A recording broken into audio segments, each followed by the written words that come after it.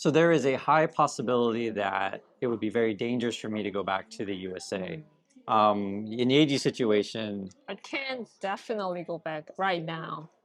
yeah, and we'll have a chat with you guys about this because this is unfortunately becoming more common in USA. Mm. Um, First, let me explain our situation. So, what's going on with your green card? So I had a green card. Uh-huh. We came back to Korea, Right. and I applied to cancel Hmm. because now we are decide to live in Korea. Right. It's been about 2 years right now. We haven't heard anything. So so after that, I applied. I wanted to get the e visa, Okay. the travel visa, but they denied Oh, that's right. That's right. That's right. because they considering that I have two visa then. Right. Right. So Right. I Right. can't really travel to USA, like even Hawaii and Guam. Yeah, it is. It is a convoluted process. Once you go through the green card process, there's all these rules of like you have to apply first and then stay for I don't know, it's a year or something like Yeah. that, and then apply again. And there's a bunch of paperwork you need to file, et cetera. And we got married, so like it's very frustrating, because one of the things that when we were going through this process the first time around was Trump was president and he closed many embassies and Embassy, consulates, yeah. so that made it difficult for us. Yeah, so before Trump, it took normally like 3 months. But for us, it was a year and a half. Yeah, it was a long time. Yeah. And I actually had to get support from the senator. Senator Sheehan in New Hampshire was great, and also Senator Warren helped out. So had we not gotten help from representatives, maybe we would Yeah. have been slower. That's a whole other story. But now I want cancel because that's what Trump wants, right? Oh, maybe, but even that is slow. Yeah, it's been 2 years. So Yeji can't go back, and we actually wanted Yeji to go back before to meet my mom, which is a long story. Also, I lost my family, and then after 48 years, I found them, and unfortunately, Yeji never got to meet my mom. My mom passed away. Also, in my situation, the reason why I'm bringing this up now is I keep hearing more stories of U.S. citizens having trouble. Literally, the headline I just read it was like there was a 2-year-old U.S. citizen that was deported. It's crazy. A 2-year-old. So like, and the judge is saying like it was wrongly done. And then there was another one. There was a guy who, again, a U.S. citizen. I think they went to Mexico, came back, and they got detained, which is like being held at the border for a while. And so the reason why I mentioned for me my situation. So I was born in Vietnam. And I didn't become a citizen too much later in my life. It's a long story. Everything's a long story, but But you came to USA. You were like 2 months old, something like that, right? yeah, and the U.S. military brought me, but I didn't really have proper paperwork. To be really frank, the whole thing is like I said, it's a very long story. I was in a plane crash, and I lost my family, and there wasn't really much record of who I was as a person. Even though physically I'm here, I didn't even know my birthday. And that's I wrote my book about it if you want to read more details of that. But the thing is like Trump's been trying to end um, birthright citizenship. Like so, basically, the law in USA is if you're born in USA, you're a citizen, right? So then, some people, to be fair, some people do abuse it. Yeah. To where if you're not American, you go to Yeah. USA, have a kid, and your kid's American, and then you have this awkward situation where you could have illegal immigrants, but the kid is a U.S. citizen, right? You can call that anchor baby stuff, and there's a lot of situations like that. Like immigration is so complicated the way our system is that people have any number of stories, and if you have a lawyer, you have a different experience also. But at this stage, like it's just you can't go, and it may not be safe for me to go. Yeah. People have been saying too, if you make videos that say anything bad about Trump or any kind of news things, no, seriously, like these things get Even my aunt was worried about that. We were talking about Trump, and yeah, Chris, you shouldn't talk about that on your channel. no, for real. I remember. They're gonna find you.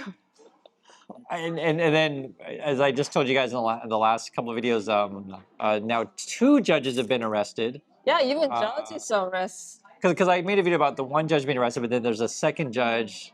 I mean, and these are and in this situation, this would be U.S. citizens in the USA who are judges, like who are work in the law. Yeah, work in the law. Let's protect the law, but they are ignoring right now. And then also this week, Trump was floating the idea that we can deport U.S. citizens to El Salvador to go to prison, and some of the Trump people actually support that. Like this whole situation is awful.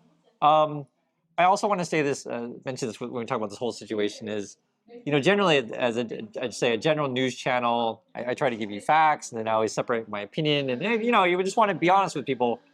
But the more this Trump stuff goes on, it's like, not that I'm not honest, but it's just you feel like you must take a side, Yeah. right? Like because I never want to get the impression that I'm not fair, that anything that Trump does is awful, and I'm only on one side. Because I don't think that's the right way to do things.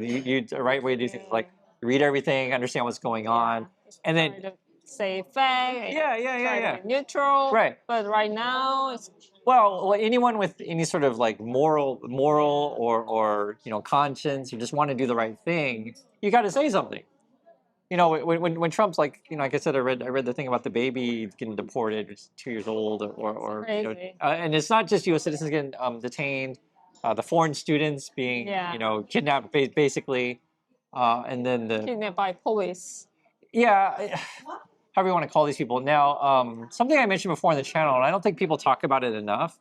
No, we don't know exactly what's going on, but I'll just say this: there's a high possibility that there's like a what's our word to say it, like a bounty. You know this word bounty? Bounty. Okay. Bounty hunter. Yeah. Okay. Yeah, So what's yeah. a bounty hunter basically? Bounty hunter.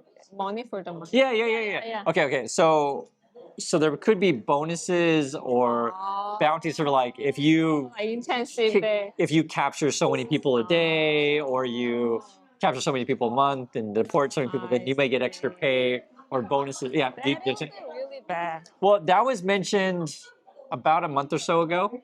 So I can't speak to exactly what's happening, like if there is bounties or anything like that. But I'll just say it was mentioned a month or so ago. And I remember reading that, and I pointed that out because like we don't, because you get leaks every now and then. Yeah, it's like speeding ticket. Yeah, right. If you make a bounty for police officers to get more tickets, then you kind of start doing things. Let's just say the fast way, not the appropriate way, not the legal way. And I personally think there's kind of situations like that going on. In my, like I said, this is my opinion because I read reports earlier of this, because some people are wondering like, why are people behaving this way with the Trumpers? Do you remember when they arrested the student from Turkey, where they all covered their faces? Like vigilante. Yeah. Right? Just Yeah. that. Like vigilante. It is like that. So, in when we talk about vigilante, this kind of thing is when someone is the judge, the jury, and the executioner, right? Like you skip over the whole process and you just go straight to like, I'm gonna be the law by myself. So, all these things are very troubling, to be fairly frank. And it's hard to know what to do for people, but. Yeah, even who's work for the law, they're captured. Yeah, but people are standing up. So well, this is real. So the best way to describe it is we say there's strength in numbers. Mm-hmm. So if people are telling their stories of like, hey, I had this problem, and realize it's a system thing, then people come together. So like, for example, the workers union for the federal employees, so the government workers, they've been doing a really good job of protecting employees, because you can't just fire people like whenever you feel like it, kind of thing. Even though Trump must say so, you can't just send people out, deport people like whenever you feel like it, just because I say so. And the big dispute was say why they're arresting judges is the judges like, because there's whether or not someone's guilty or innocent is a different issue. But you have to have the due process to stand in court to figure that out. You can't just skip the court part and just say, oh, everyone's guilty because I say so. It's a really big problem. And then regarding, again, my situation or the AD situation, if you might have questionable status because of the way things were done or whatever. Like in my situation was, I think how it worked was, I don't know about today. If you've been in the USA at least 7 years, then you can like apply. And so that's why I applied for citizenship when I did it. It just took a long time. And then there's a lot of people who have all kinds of situations that Trump could just decide, well, I don't like your situation, and you have no right to a hearing. Trump Simple say don't that. like you. I don't like you. Yeah, Trump could say that as well. I don't like where you come from and stuff like that. But because you were saying like, what can people do? But I'm just saying, share your stories, and you'll find if there's multiple stories, then people will join together. And the one thing I'll say that is good to see. There's a lot of Americans who are rightfully upset with what is Mm, happening, and understand like the big one that really gets people angry lately is when Trump goes against the Supreme Court. mm, That we just did a recent poll, and that was like the number one issue. Like you should not ignore the court. sure. So when I think today the rest of the judge, along with the deportations, there's going to come a point, and then the tariffs are going to start hitting people's pocketbook. So that's going on. Well, this wanted to keep you an update. Just wanted to share some of these things, and saying you're not alone, and keep sharing your experience of what's happening around. So I do appreciate your time for watching, everyone, and we'll catch you guys in the next video. So bye. Bye.